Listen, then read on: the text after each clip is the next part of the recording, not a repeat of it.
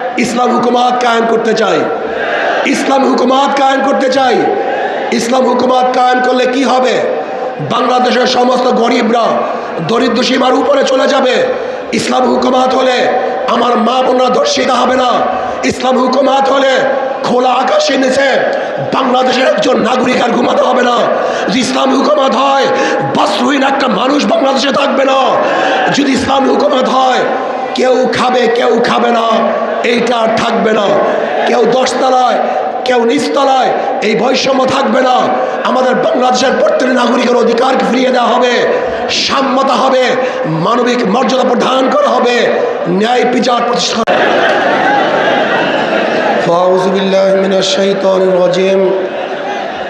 বিসমিল্লাহির রহমানির রহিম। ওয়ালা তাহিনু ওয়ালা তাহজানু ওয়া আনতুমুল আ'লাউনা ইন কুনতুম মুমিনিন। সাদাকাল্লাহুল আলিয়্যুল আযীম। সবাই পড়ি সাল্লাল্লাহু আলাইহি ওয়াসাল্লাম। ৮ দল কর্তৃক আয়োজিত আজকে এই মহাসমুদ্রের সম্মানিত সভাপতি, প্রধান অতিথি, সকল দলের নেতৃবৃন্দ, উপবিষ্ট ইসলাম প্রিয় দেশপ্রেমী ভাইয়েরা আমার, আমরা বারবার ভূখণ্ডকে স্বাধীন করেছিলাম। ব্রিটিশের বিরুদ্ধে আন্দোলনের সূচনা মুসলমানই করেছিল। ভেবেছিলাম ব্রিটিশ এদেশ থেকে পালালি মানুষ শান্তি পাবে, মুক্তি পাবে। কিন্তু আমরা কি দেখলাম? ব্রিটিশ এদেশ থেকে চলে যাওয়ার পরেও বৈষম্য দূর হয় নাই।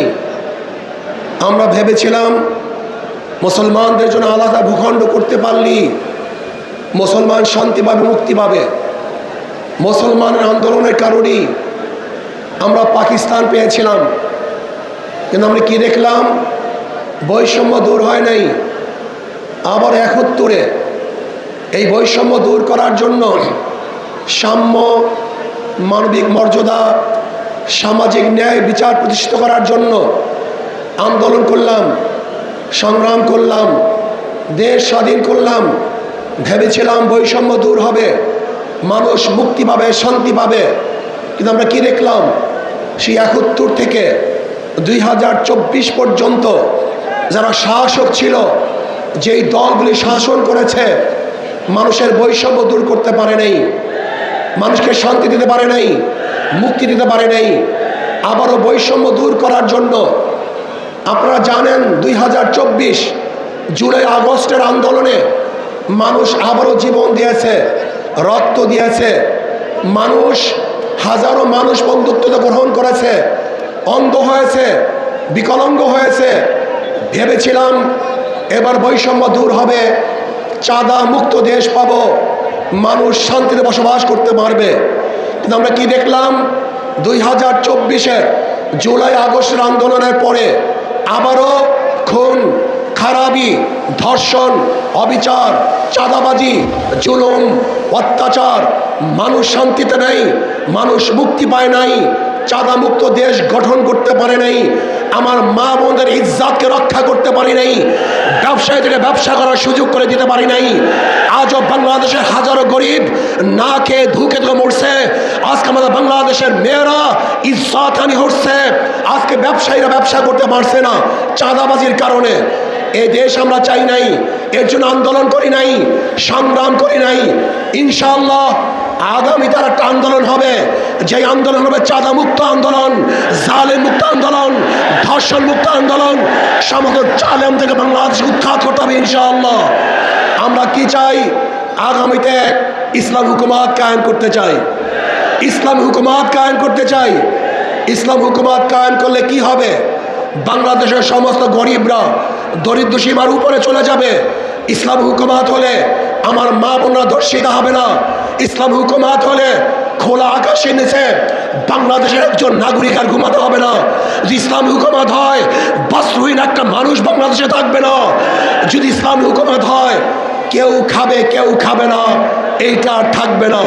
কেউ দশতলায় কেউ নিচতলায়, এই বৈষম্য থাকবে না। আমাদের বাংলাদেশের প্রত্যেক নাগরিকের অধিকারকে ফিরিয়ে দেওয়া হবে, সাম্যতা হবে, মানবিক মর্যাদা প্রদান করা হবে, ন্যায় বিচার প্রতিষ্ঠা করা হবে ইনশাআল্লাহ। ইসলাম হুকুমাত হয়, বাংলাদেশে একটা টাকাও বিদেশে পাচার হবে না। আমি আশা করি ইনশাআল্লাহ আগামী নির্বাচনে মানুষ দুই ভাগে ভাগ হয়ে যাবে। একদল মানুষ ইসলামের পক্ষে, একদল মানুষ ইসলামের বিপক্ষে। কেউ দেশের পক্ষে, কেউ ভারতের পক্ষে। আপনি ইসলামের পক্ষে থাকতে চান না বিপক্ষে থাকতে চান? আপনার ভারতের পক্ষে থাকতে চান না বিপক্ষে থাকতে চান? তাহলে আসুন, আজকের ঠিকই আমাদেরকে আন্দোলনে ঝাঁপিয়ে পড়তে হবে। প্রত্যেকটা ঘরে ঘরে যেতে হবে, ইসলামকে বিজয় করার জন্য চেষ্টা করতে হবে। যদি ইনশাআল্লাহ আমরা ঐক্যবদ্ধ থাকি, আমি অনেক আগেই বলে দিয়েছিলাম, আপনারা যদি ঐক্যবদ্ধ থাকেন অবশ্যই ইনশাআল্লাহ আগামীতে ইসলাম ক্ষমতায় যাবেই যাবে, কোনো সন্দেহ নাই। আমি তত্ত্বাবধায়ক সরকারের, অন্তর্বর্তী সরকারের প্রধান ডক্টর ইউনূসকে বলবো, নির্বাচন নিয়ে ষড়যন্ত্র চলতেছে, নির্বাচনকে পিছনে হটাবার ষড়যন্ত্র চলতেছে।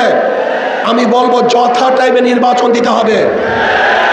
নির্বাচন নিয়ে কোনো ষড়যন্ত্র বাংলাদেশের জনগণ মানবে না।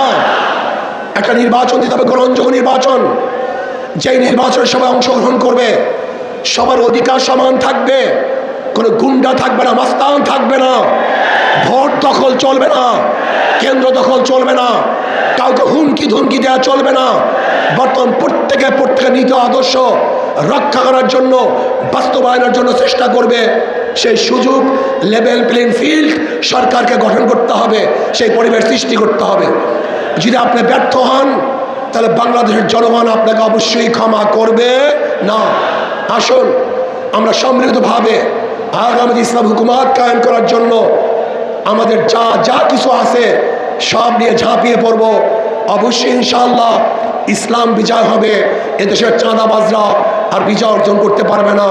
আমা আলাইনা ইল্লাল বালাগ। আসসালামু আলাইকুম ওয়া রাহমাতুল্লাহি ওয়া বারাকাতুহু।